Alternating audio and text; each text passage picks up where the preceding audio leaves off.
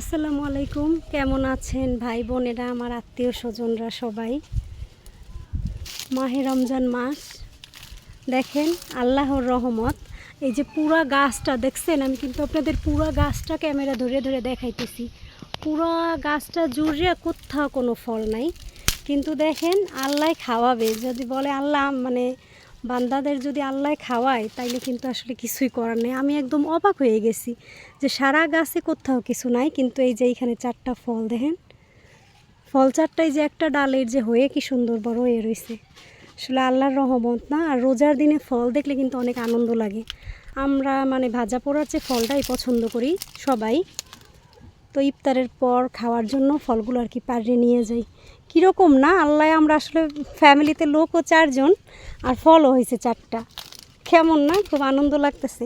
আসলে এরকম তাজা ফল পাড়ে খাইলে কিন্তু খুব আনন্দ লাগে। তো এই রমজান মাস সবাই ভাজা পোড়া কম খাইয়েন, একটু ফল খাইয়েন আর ভালো থাকেন। দোয়া করেন সবাই সবার জন্য। আল্লাহ হাফেজ।